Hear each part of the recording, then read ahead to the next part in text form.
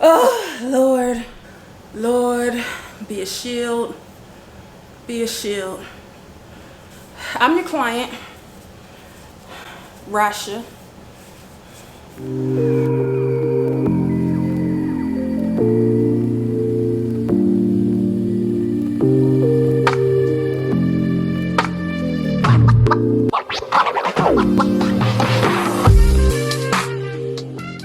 This is my last video I'm going to make on this topic, the legal battle from hell. What I need to get off my chest. And so a lot has been, and this is Therapy Thursday. I don't want to talk about this no more. Or because it is energy draining. I have other things I need to focus my energy on, like my health, my true happiness, you guys, my hobby, which will be my career. Excuse the background if you see any hangers or anything, because I'm in the process of starting early with moving. So at the end, it won't be so overwhelming. I am going to talk about the allegations. Now, and I do want to make a disclaimer. The names will be changed, and this is just my therapy session. It's not to say either party is right or wrong, but it's just my therapy. The allegations. The allegations that were put against myself and my family are disheartening, is very heartbreaking, very hurtful. The allegations are we're stealing money from this person. We are kidnapping this person's child. We're not feeding this child because they're losing weight, hair loss. And none of it is proven to be true. It's come to my attention that we need to look at it from a different standpoint of someone who is mentally ill. Now, me anyway, I'm not discarding this person, because this person is not a good person at all. I've known them all my life. They're not a good person, and as far as our relationship, it is done. It's done. It's no coming back from the hurt that this person caused. But to look at it in a different light is this person does need help. And I wish a lot of people would look at, because inside legal battles like this, I think that the people who are innocent are the people who constantly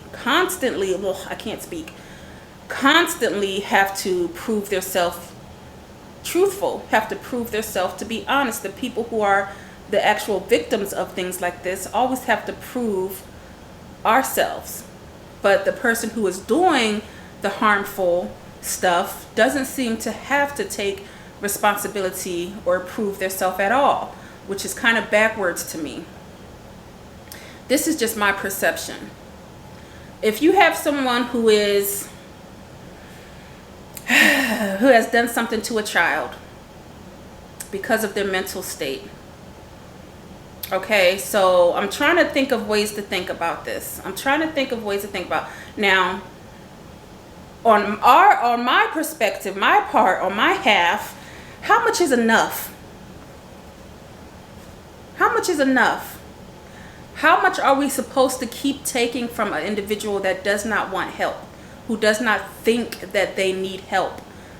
If you can't help someone who does not want to be helped, so you have to let them go or you will drown too. This person does not want help because they don't think that something is wrong with them. They can have paperwork shown in front of them for days and days and days, but they are not going to believe that. They're going to believe it's a setup, something's wrong, somebody's doing this to them, and they're not going to get the help that they need.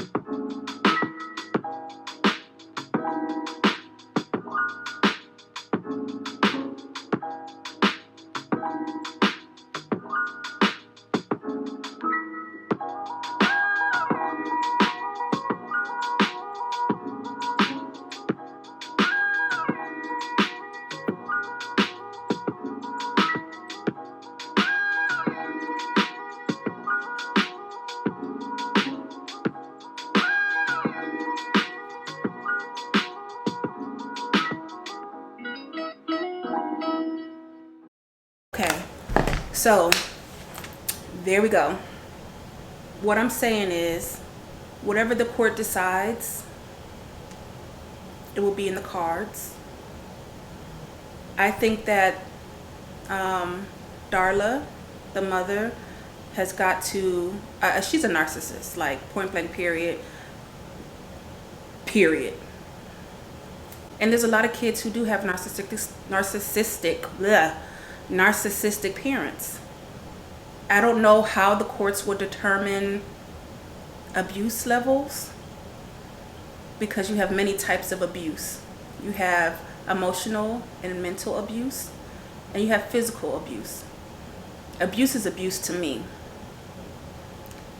Whatever the court decides is if they gauge which is worse than the other, which I think is wrong, because abuse is abuse. Mental and emotional abuse can be very damaging on a child. Very damaging. So I don't know which way it's going to go. If they say that the child has to go with Darla, knowing what she has been through, what she has on her record, all they can do is hope that nothing happens to her in Darla's care, because that will be another something.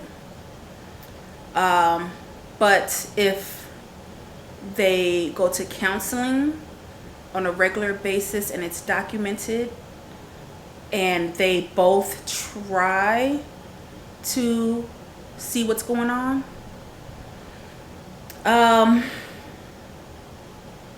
but it definitely has to be on Darla's part, because it's Darla's fault, not the child. So it's all about what Darla gives and how much effort she's putting into it. Now I can see the court saying, with proper counseling, the child can go back to Darla, with weekends visitation from the family, because that will be a balance. That will be a balance. And I would like for them to be together, because that's Darla's responsibility. You have a child, you need to... Hello? Hi, this is David from the Vehicle Service Center. I just want to make my fucking video. Can I have a therapy session, please, without any interruptions? So, we'll see. If by chance they don't give the child to Darla, she's going to spiral. She's going to spiral, because she's a narcissist, and when they don't get their way, they spiral. So she very well may spiral down. So it's a thin line. I don't want to be the judge. I would not want to be the judge at all, because this can be detrimental for both parts. Like, we would be sad, but at least we could have visitation on the weekends, to where the child can have a break from her mother and have some type of normalcy. So all is not lost. But if the child is with us solely, and the mother gets weekend visitation, I can see how that can be okay as well. But because she's not in full control, being a narcissist, she still will kind of take some type of tumble. I wouldn't want to be the judge for this. I really wouldn't. Because the second time we went to the courtroom, I thought it was going to go one way and it went another. So I don't know. When you think you know something, you don't know. Like, really, honestly, never assume, because you'll be disappointed every time. If Darla and the child can come together and have a conversation, and start to mend their relationship, then great, great. But it will be sad, because knowing Darla, we won't ever see the child again until she's maybe 16 and she has her rights and she knows her rights, and or 18, which that's not what we want. We want to be able to see her at least on the weekends if the court decides that. But whatever way it goes, I just want the child to be happy, and I want Darla to acknowledge her responsibility and her wrongdoings. Like, apologize. Like, is it really that hard? And sincerely mean it. Like, understand your fault in this and what you've done. Is it that hard? I'm not going to give it my energy too much anymore. I'm just going to take it day by day. I'm going to listen to what my representative, my lawyer, is telling me, which is to stay calm, don't be petty. You know, stay calm and just do what's said to do. And that's it. You know, and life is something else. It's unpredictable. And right now, you know, I'm dealing with some stuff right now, going back and forth. You know, so how today is going to go, I don't know. It's just a big mess. It's a big mess. I just can't wait for it to be over, because I need to get back to me. I need to get back to me. You know, I need everything to be set, done, so I can know everything is okay, how it's supposed to be, how it's supposed to end, and move forward. During my, I cannot speak today, oh my God. During my spiritual awakening, because I'm still on my journey, my spiritual awakening journey, I realized that when you think about it, your external world is a reflection of your internal world.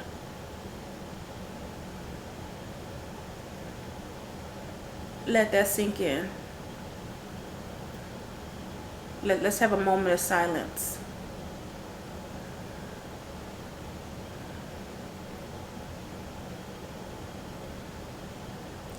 Your external world is a reflection of your inner world, inner self.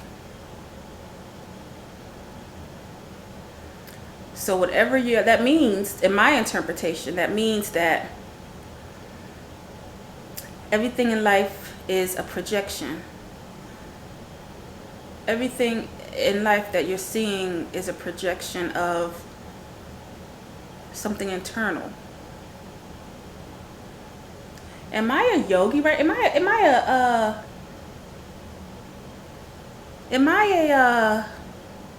a shaman? Am I a shaman?